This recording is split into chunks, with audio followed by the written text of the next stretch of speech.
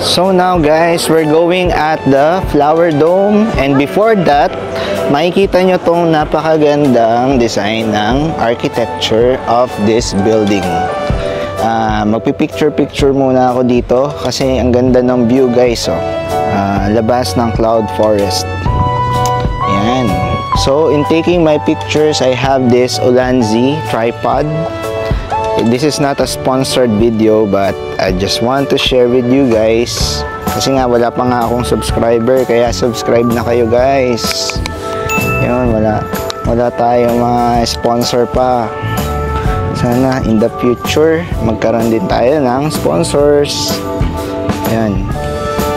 So ito, sineset up ko lang to dito with the iPhone. Ayan. Tapos isa-set ko siya sa gilid, and it comes also with a remote, so easy, very easy to set up. Yan. Tapos syempre ibaba natin yung bag natin, and meron tayo ditong remote. This is the remote that comes with the tripod. So syempre dito tayo titingin sa camera.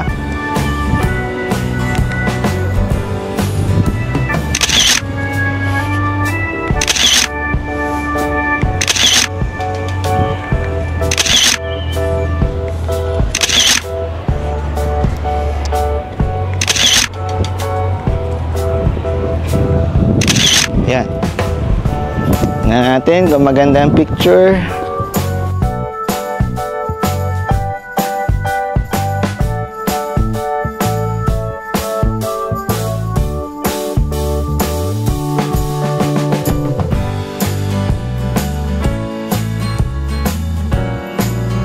Yun, after mag-picture, punta na tayo sa flower dome. So now here's the ticket. Oh, this is the entrance. Okay, thank you. Pasok na tayo guys. Wow, there's a gallery here.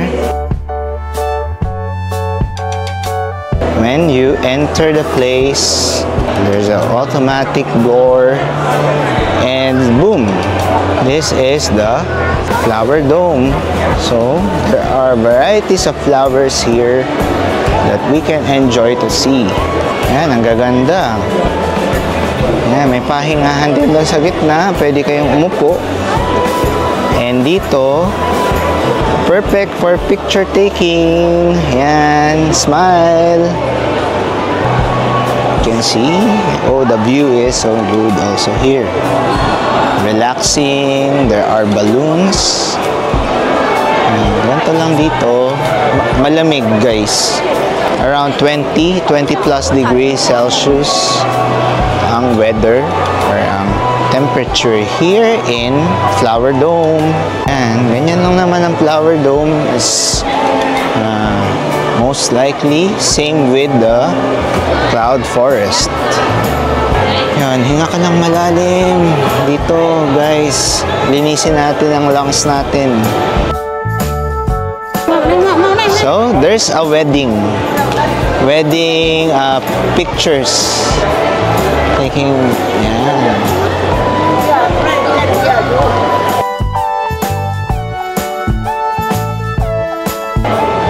Oh, this one, oh, you see the another sculpture artwork, very cute.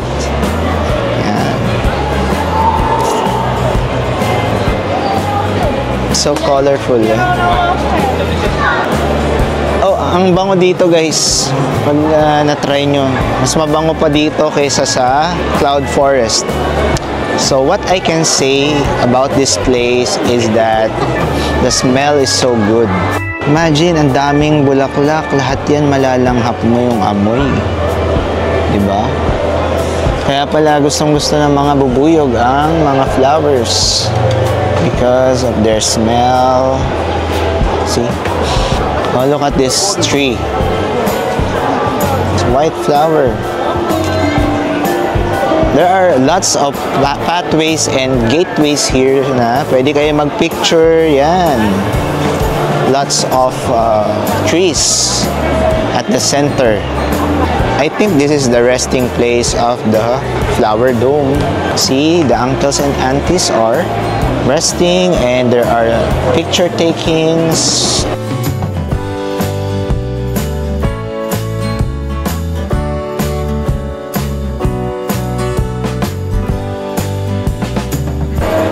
Ang dami. Gaganda at ang bango. Yung amoy talaga yung nagustuhan ko.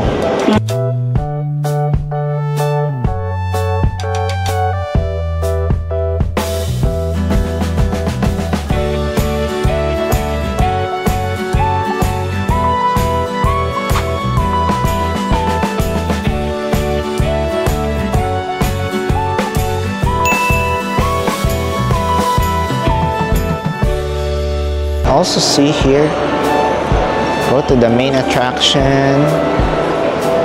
Yeah. Tignan niyo si ate, oh. Ang ganda ni ate. Perfect picture with a perfect model. Di ba? Then now, there are lots of other plants and flowers here all over the place. Yan.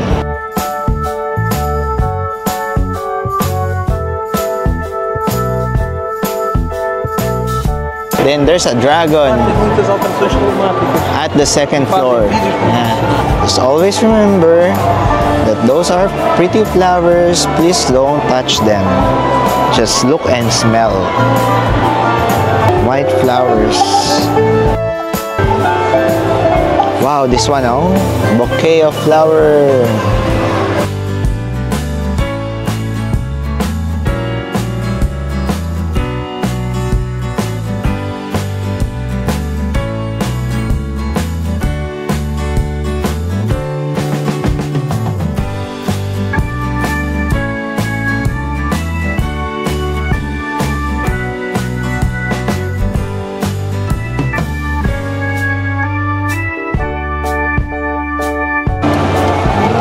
Another perfect model. So nice. Perfect photographer plus the perfect model. So pretty. Pretty flowers and pretty models. What are you looking for? Ayan guys, nag-i-enjoy lang tayo. Lakad-lakad dito sa Flower Dome.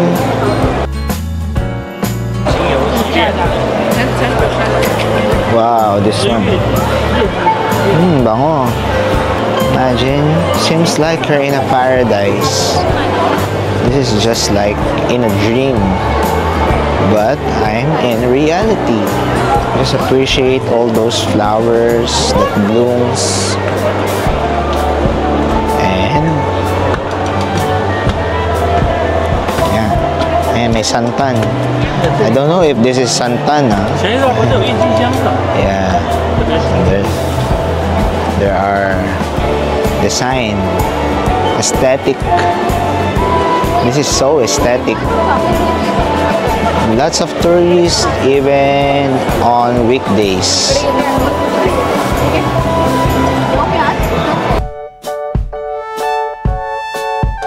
Oh, look at that.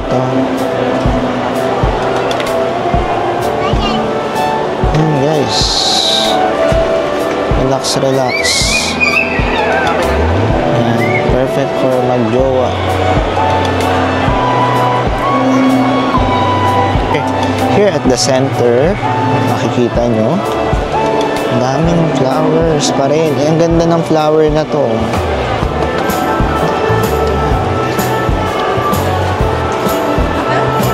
Oh, ang ganda nito, guys, oh. Kita nyo yan? And the design. Wow.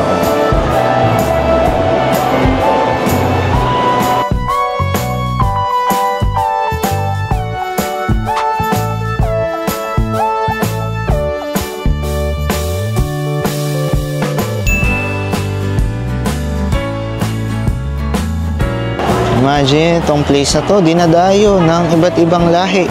para lang makita itong mga flowers na to. Sobrang gaganda. Ayan. Wow, it's like ice.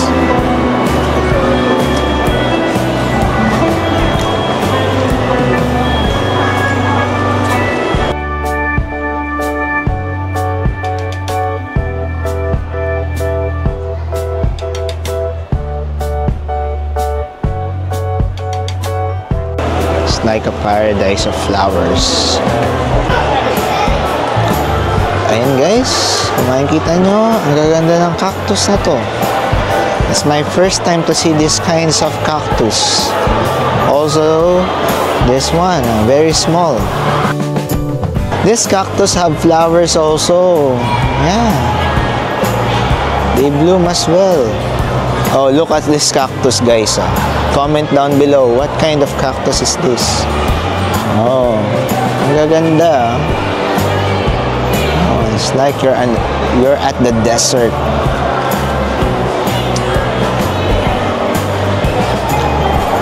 Ayan. Ang dami dito. Picture. Yan. Selfie. Then, oh, this one. This cactus is so big, so huge. And different shapes of cactus here. Ito pa, sobrang lalaking cactus. If you want to see the cactus paradise, it's here at the Flower Dome. You see?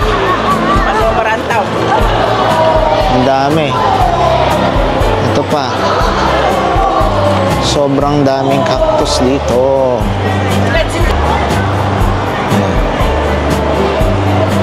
So big tree. Imagine all these trees inside an enclosure like this. So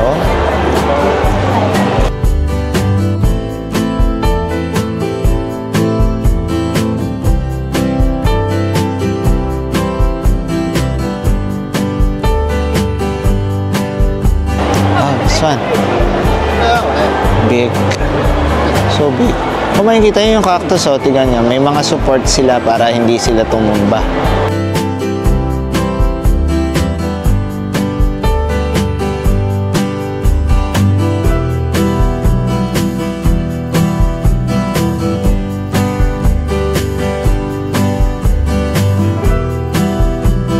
And here's the dragon.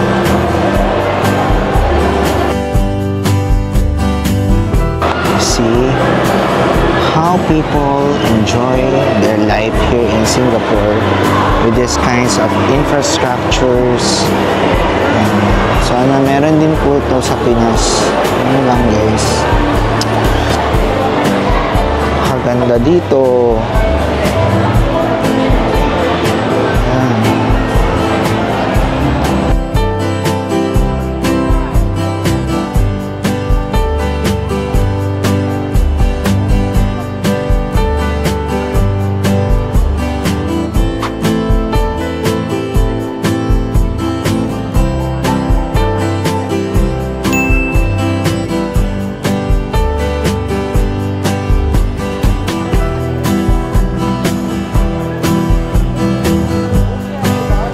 So guys, this sculpture is called the La Famille des Voyageurs. This is made of bronze. So creepy, but the meaning is there. So many interpretations of this sculpture.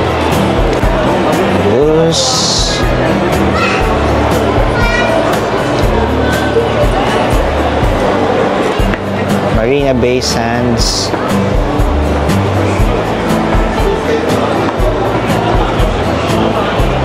See, wow.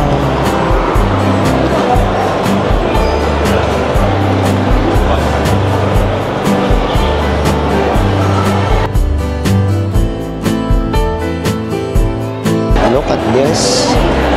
Deers. Yeah. Unique biodiversity.